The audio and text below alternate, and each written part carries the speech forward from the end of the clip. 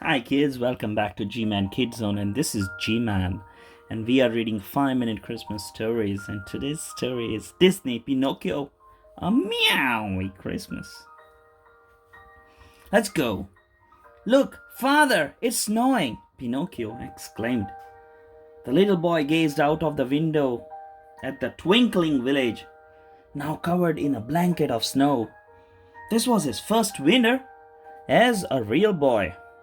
So far, he loved everything about it.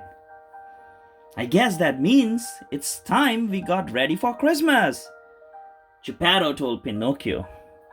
Figaro the kitten wove between them, purring. He was so excited about Christmas. The next day, Geppetto and Pinocchio went out and bought a Christmas tree. Then they started to decorate.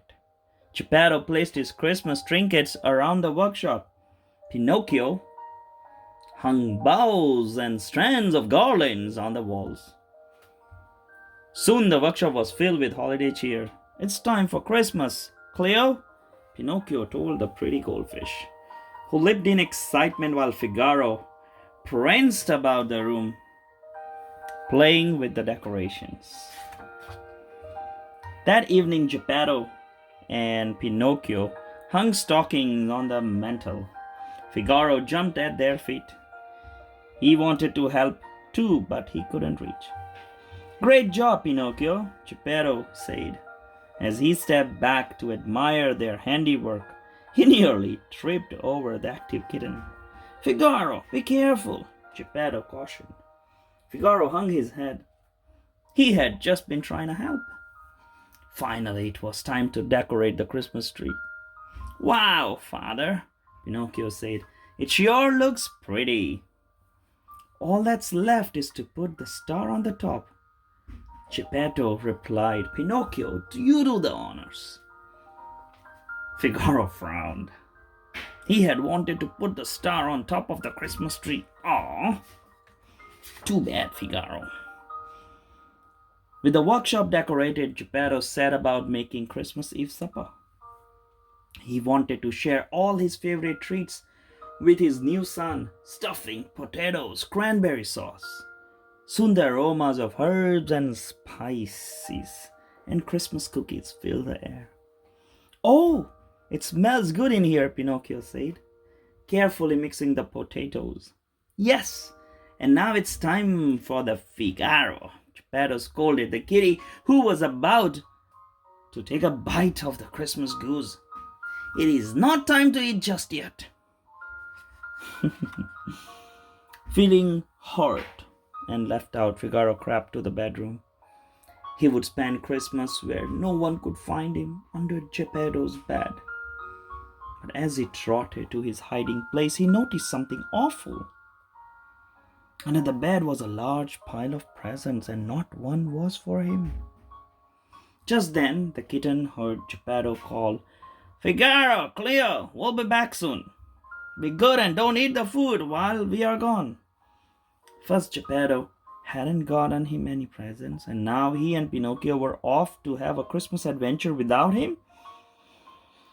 That was the last straw. If Figaro couldn't enjoy Christmas, he didn't want anyone else to either. Uh-oh. When the door closed, Figaro clawed the wrapping papers on the presents to pieces. He spat around the workshop, batting at the decorations. He even leaped at the Christmas tree, knocking all of Pinocchio's carefully hung ornaments to the ground. Cleo gurgled at him to stop, but Figaro wouldn't listen. Just as Figaro was about to sink his teeth into the Christmas goose, he heard the sound of someone small clearing his throat. It was Jimmy Cricket. Now listen here, Figaro, Jimmy said. The Blue Fairy is none too pleased by your behavior. And who knows what Santa thinks? How will Geppetto and Pinocchio feel when they come back and see what a mess you've been? Is this what Christmas is all about? Figaro looked down, ashamed. He knew Jimmy was right. Luckily, it's not too late to make things right, Jimmy continued, and I'm going to help you. Figaro licked Jimmy's face gratefully, and the two of them got to work repairing all the damage the kitty had done. They rewrapped the presents and spruced up the tree. They also redecorated the room. Figaro even added his own holiday decorations. Soon the place sparkled and twinkled brightly, looking as holy and jolly as Christmas card. Not too shabby, Jimmy observed with an approving nod, while Cleo did a happy twirl. When Geppetto and Pinocchio returned from their outing, they were amazed. Wow, Figaro! Pinocchio cried. This place looks wonderful. Geppetto agreed. In fact, I'd say you earned your Christmas present early. And with that, he showed Figaro what he and Pinocchio had gone out to get. Fresh cream? Figaro was overjoyed. Pinocchio and Geppetto hadn't forgotten him after all. Later that evening, as they all gathered around the table for the Christmas Eve supper, Figaro sighed happily.